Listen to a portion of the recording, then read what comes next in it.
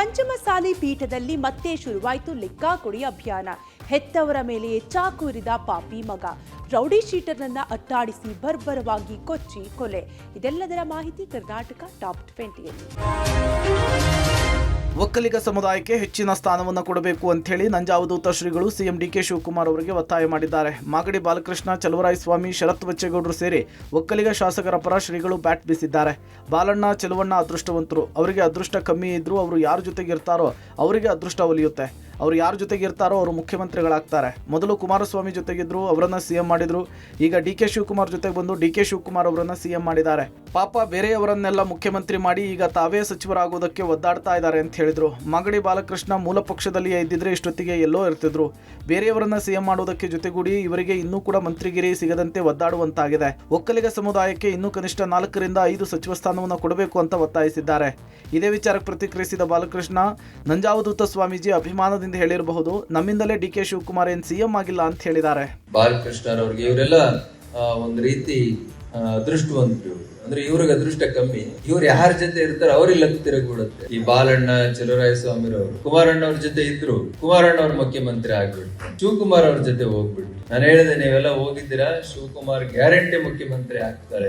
ಏನೋ ಪಾಪ ನನ್ನ ಮೇಲೆ ಪ್ರೀತಿ, ನಮ್ಗಳ ಮೇಲೆ ಪ್ರೀತಿಯಿಂದ ಹೇಳಿದಾರೆ, ನೀವು ಅದನ್ನೇ ಡಿಸ್ಪ್ಯೂಟ್ ಮಾಡಿದ್ರೆ ಹೆಂಗೆ? ನಂಜಾವಧೂತ ಸ್ವಾಮೀಜಿ ಅವರು ನಮ್ಮ ಸಮಾಜದ ಒಂದು ಕಾರ್ಯಕ್ರಮ ಇತ್ತು, ನೆನ್ನೆ ಆ ಕಾರ್ಯಕ್ರಮದಲ್ಲಿ ಹೇಳಿದ್ರು.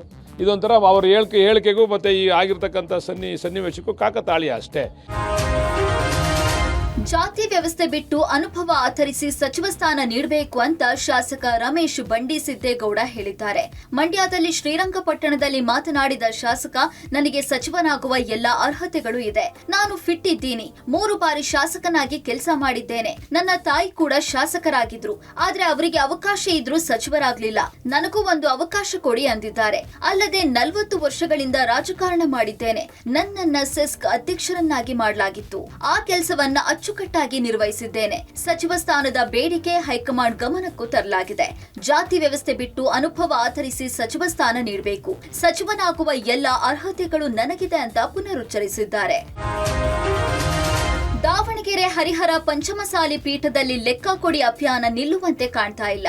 ವಚನಾನಂದ ಸ್ವಾಮೀಜಿ ಬೆಂಬಲಿಗರು ಹಾಗೂ ಟ್ರಸ್ಟಿಗಳ ನಡುವೆ ಮತ್ತೆ ಅಭಿಯಾನದ ಫೈಟ್ ಮುಂದುವರೆದಿದೆ. ಟ್ರಸ್ಟಿಗಳ ವಿರುದ್ಧ ಸ್ವಾಮೀಜಿ ಬೆಂಬಲಿಗರು ಕೋಟ್ಯಾಂತರ ರೂಪಾಯಿ ಅವ್ಯವಹಾರದ ಆರೋಪ ಮಾಡ್ತಿದ್ದಾರೆ.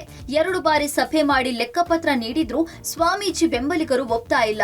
ಸುಳ್ಳು ಲೆಕ್ಕ ನೀಡಿ ಜನರಿಗೆ ಮೋಸ ಮಾಡ್ತಿದ್ದಾರೆ ಅಂತ ಆರೋಪ ಮಾಡ್ತಿದ್ದಾರೆ. 27,61,51,518 ರೂಪಾಯಿ ಲೆಕ್ಕ ತೋರಿಸಿದ್ರು ಮಠದ ಟ್ರಸ್ಟಿಗಳು. ಆದ್ರೆ ಇದನ್ನ ನಾವು ಒಪ್ಪೋದಿಲ್ಲ, ನ್ಯಾಯಯುತ ಲೆಕ್ಕ ನೀಡಿ ಅಂತ ಸ್ವಾಮೀಜಿ ಬೆಂಬಲಿಗರು ಮತ್ತೆ ಅಭಿಯಾನ ಶುರು ಮಾಡಿದ್ದಾರೆ. ಎಂಎಲ್ಸಿ ಸೋಮಣ್ಣ ಬೇವಿನ ಮರದ್, ಮಾಜಿ ಶಾಸಕ ಎಚ್.ಎಸ್. ಶಿವಶಂಕರ್ ಸೇರಿದಂತೆ ಹಲವು ನಾಯಕರ ನೇತೃತ್ವದಲ್ಲಿ ಅಭಿಯಾನ ಶುರು ಮಾಡಿದ್ದು, ಮಠದ ಟ್ರಸ್ಟಿಗಳು 1.5 ಕೆಜಿ ಚಿನ್ನ, ನಗದು, ಉಡುಗೊರೆ ನುಂಗಿ ಹಾಕಿದ್ದಾರೆ ಅಂತ ಗಂಭೀರ ಆರೋಪ ಮಾಡಲಾಗಿದೆ. 2008 ಫೆಬ್ರವರಿ 18ರಲ್ಲಿ ಪಂಚಮಸಾಲಿ ಪೀಠ ಸ್ಥಾಪನೆಯಾದಾಗ ಸ್ವಾಮೀಜಿಗಳಿಗೆ ಭಕ್ತರು ಅಪಾರ ಪ್ರಮಾಣದ ಚಿನ್ನಾಭರಣ, ನಗದು ಸೇರಿದಂತೆ ಕೋಟ್ಯಾಂತರ ರೂಪಾಯಿ ಉಡುಗೊರೆ ನೀಡಿದ್ರು. ಆದ್ರೆ ಅದಕ್ಕೆ ಟ್ರಸ್ಟಿಗಳು ಯಾವುದೇ ಲೆಕ್ಕವನ್ನ ಜನರಿಗೆ ನೀಡದೆ ಮೋಸ ಮಾಡಿದ್ದಾರೆ ಎನ್ನಲಾಗ್ತಿದೆ. ರೌಡಿ ಶೀಟರ್ನನ್ನು ಅಟ್ಟಾಡಿಸಿ ಬರ್ಬರವಾಗಿ ಕೊಚ್ಚಿ ಕೊಲೆಗೈದ ಘಟನೆ ಬೆಂಗಳೂರು ಗ್ರಾಮಾಂತರ ಜಿಲ್ಲೆಯ ಹೊಸಕೋಟೆ ತಾಲೂಕಿನ ಸೂಲಿಬೆಲೆ ಗ್ರಾಮದ ಜನತಾ ಕಾಲೋನಿ ಬಳಿ ತಡರಾತ್ರಿ ನಡೆದಿದೆ. 36 ವರ್ಷದ ಖಲೀಂ ಉಲ್ಲಾ ಖಾನ್ ಕೊಲೆಯಾದಂತಹ ರೌಡಿ ಶೀಟರ್. ಖಲೀಂ ಉಲ್ಲಾ ಖಾನ್ ಫೋನ್ನಲ್ಲಿ ಮಾತಾಡ್ತಾ ಇದ್ದಾಗ ಅಪರಿಚಿತ ಗುಂಪು ಅಟ್ಟಾಡಿಸಿ ಮಾರಕಾಸ್ತ್ರಗಳಿಂದ ಕೊಚ್ಚಿ ಕೊಲೆಗೈದಿದ್ದಾರೆ. 20ಕ್ಕೂ ಅಧಿಕ ಬಾರಿ ಹೊಟ್ಟೆ ಭಾಗಕ್ಕೆ ಮಾರಕಾಸ್ತ್ರಗಳಿಂದ ಹಲ್ಲೆ ಮಾಡಿ ಎರೆದಿದ್ದಾರೆ. ಇನ್ನು ಕೊಲೆ ನಂತರ ಆರೋಪಿಗಳು ಸ್ಥಳದಿಂದ ಪರಾರಿಯಾಗಿದ್ದಾರೆ. ಯಾವ ಕಾರಣಕ್ಕೆ ಕೊಲೆ ಮಾಡಿದ್ದಾರೆ ಅಂತ ಪೊಲೀಸರು ತನಿಖೆಯಲ್ಲಿ ಪತ್ತೆ ಹಚ್ಚಬೇಕಾಗಿದೆ. ಮೃತದೇಹವನ್ನ ಹೊಸಕೋಟೆ ಸರ್ಕಾರಿ ಆಸ್ಪತ್ರೆಗೆ ರವಾನಿಸಲಾಗಿದೆ. ಸೂಲಿಬೆಲೆ ಪೊಲೀಸ್ ಠಾಣಾ ವ್ಯಾಪ್ತಿಯಲ್ಲಿ ಘಟನೆ ಆಗಿದೆ. ವಾಹನ ಸವಾರರಿಗೆ ಮತ್ತೊಂದು ಗುಡ್ ನ್ಯೂಸ್ ಸಿಕ್ಕಿದೆ. ದಂಡ ಪಾವತಿಗೆ ಮತ್ತೆ 50% ಡಿಸ್ಕೌಂಟ್ ಘೋಷಣೆ ಮಾಡಲಾಗಿದೆ. ಜೂನ್ 21ರಿಂದ ಜುಲೈ 10ರವರೆಗೂ ದಂಡದ ಅರ್ಧದಷ್ಟು ಹಣ ಪಾವತಿ ಮಾಡುವುದಕ್ಕೆ ವಾಹನ ಸವಾರರಿಗೆ 20 ದಿನಗಳ ಅವಕಾಶವನ್ನು ಕಲ್ಪಿಸಲಾಗಿದೆ.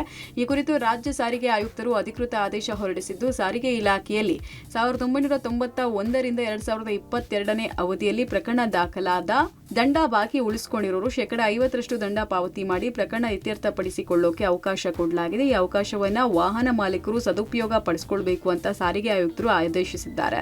ಇನ್ನು ಪೊಲೀಸ್ ಇಲಾಖೆಯಲ್ಲೂ ಸಂಚಾರಿ ಈ ಚಲನ್ನಲ್ಲಿ ಮೇ 2026ರ ಒಳಗೆ ದಾಖಲಾದ ಪ್ರಕರಣಗಳಿಗೆ ಮಾತ್ರ ಅನ್ವಯ ಆಗುವಂತೆ ಮತ್ತೊಮ್ಮೆ 50% ರಿಯಾಯಿತಿ ನೀಡಲಾಗಿದೆ ಅಂತ ಆದೇಶ ಕೊಡಲಾಗಿದೆ. ಸಾಕುನಾಯಿ ಹೊತ್ತೊಯ್ಯೋದಕ್ಕೆ ಬಂದ ಚಿರತೆ ವಾಸದ ಮನೆಯ ಕಾಂಪೌಂಡ್ ಮೇಲೆ ಕೆಲಕಾಲ ಕೂತು ಹೊಂಚು ಹಾಕಿದ ಘಟನೆ ಹಾಸನ ಜಿಲ್ಲೆ ಅರಸೀಕೆರೆ ತಾಲೂಕಿನ ಕಾಳೇಗೌಡನಕೊಪ್ಪಲು ಗ್ರಾಮದಲ್ಲಿ ನಡೆದಿದೆ.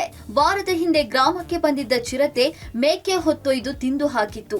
ಮತ್ತೆ ಗ್ರಾಮದ ಒಳಗೆ ತಡರಾತ್ರಿ ಕಾಣಿಸಿಕೊಂಡಿದ್ದು ಸಿಸಿಟಿವಿಯಿಂದ ಸೈರನ್ ಬರ್ತಾ ಇದ್ದಂತೆ ಕಾಂಪೌಂಡ್ ಮೇಲೆ ಸುಮ್ಮನೆ ಕೂತು ವಾಪಸ್ ಆಗಿದೆ. ಚಿರತೆ ಹಾವಳಿಯಿಂದ ಗ್ರಾಮಸ್ಥರು ಆತಂಕಗೊಂಡಿದ್ದಾರೆ. ಕೆಲ ದಿನಗಳಿಂದ ಆಹಾರ ಅರಸಿ ವಾಸದ ಮನೆಗಳ ಸಮೀಪವೇ ಚಿರತೆ ಬರ್ತಾ ಇದ್ದು ಕೂಡಲೇ ಬೋನಿಟ್ಟು ಚಿರತೆ ಸೆರೆ ಹಿಡಿಯುವಂತೆ ಅರಣ್ಯ ಇಲಾಖೆಗೆ ಗ್ರಾಮಸ್ಥರು ಒತ್ತಾಯಿಸಿದ್ದಾರೆ. ಸ್ಥಳಕ್ಕೆ ಅರಣ್ಯ ಇಲಾಖೆ ಅಧಿಕಾರಿಗಳು ಭೇಟಿ ನೀಡಿ ಪರಿಶೀಲನೆ ನಡೆಸಿದ್ದಾರೆ. ಮೃಗಶಿರ ನಕ್ಷತ್ರದ ದಿನ ಹಿನ್ನೆಲೆಯಲ್ಲಿ ರಾಯಚೂರಿನಲ್ಲಿ ಜನ ಮುಗಿಬಿದ್ದು ಜೀವಂತ ಮೀನಿನ ಮದ್ದು ಪಡೆದಿದ್ದಾರೆ. ವೈಜ್ಞಾನಿಕವಾಗಿ ಮೀನಿನ ಮದ್ದು ಔಷಧಿ ಅಂತ ಸಾಬೀತಾಗದೇ ಇದ್ದರೂ ಮೀನು ಪ್ರಸಾದ, ಮೀನಿನ ಮದ್ದು ಅಂತ ಜನ ಸುಮಾರು ವರ್ಷದಿಂದ ಪಡಿತಾ ಇದ್ದಾರೆ. ದಮ್ಮು, ಕೆಮ್ಮು, ಶೀತ, ಅಸ್ತಮಾ ಸೇರಿದಂತೆ ಹಲವು ಕಾಯಿಲೆಗಳಿಗೆ ಮುಂಜಾಗ್ರತೆಯಾಗಿ ಮೀನಿನ ಮದ್ದು ತೆಗೆದುಕೊಳ್ತಾರೆ. ನಗರದಲ್ಲಿ ಜಲಗಾರ ತಿಕ್ಕಣ್ಣ ಕುಟುಂಬದವರು ಸಾಂಪ್ರದಾಯಿಕವಾಗಿ ಈ ಮದ್ದನ್ನು ನೀಡುತ್ತಾ ಬರ್ತಾ ಇದ್ದಾರೆ. ಸಣ್ಣ ಸಣ್ಣ ಮೀನುಗಳನ್ನು ಜೀವಂತವಾಗಿ ನುಂಗಿಸುವ ಫಿಶ್ ಥೆರಪಿಗಾಗಿ ಬೆಳಗಿನ ಜಾವ 5 ಗಂಟೆಯಿಂದ ಕಾದು ಕುಳಿತು ಖಾಲಿ ಹೊಟ್ಟೆಯಲ್ಲಿ ಮೀನು ನುಂಗಿದ್ದಾರೆ. ಮುಂಗಾರು ಆರಂಭದ ಮೃಗಶಿರ ನಕ್ಷತ್ರದ ದಿನದ ಅಂಗವಾಗಿ ಫಿಶ್ ಥೆರಪಿ ಪಡೆಯುವ ಪದ್ಧತಿ ಇದೆ. ಬೇಸಿಗೆ ಕಳೆದು ಮುಂಗಾರು ಆರಂಭದಲ್ಲಾಗುವ ವಾತಾವರಣ ಬದಲಾವಣೆ ಹಿನ್ನೆಲೆಯಲ್ಲಿ ಕಫ, ಕೆಮ್ಮು, ಅಸ್ತಮಾ ಬರದೇ ಇರೋದಕ್ಕೆ ಮದ್ದು ನೀಡಲಾಗುತ್ತೆ. ಸುಮಾರು 2 ರಿಂದ 2.5 ಇಂಚು ಉದ್ದ ಇರುವ ಸಣ್ಣ ಜೀವಂತ ಮುರ್ರೆಲ್ ಮೀನು ಬಳಕೆ ಮಾಡಲಾಗುತ್ತೆ.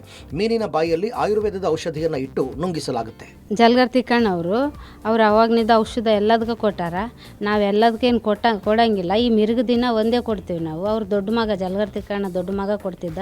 ಅವ್ರಿಗೆ ಆರಾಮಿಲ್ಲ, ಅವ್ರು ದೊಡ್ಡ ಸೊಸೆ ನಾನು ನರ್ಸಮ್ಮ ಅಂತ ಹೇಳ್ಕೊಡ್ತೀನಿ. ನಾವು ಮೀನ ತರಿಸ್ತೀವಿ.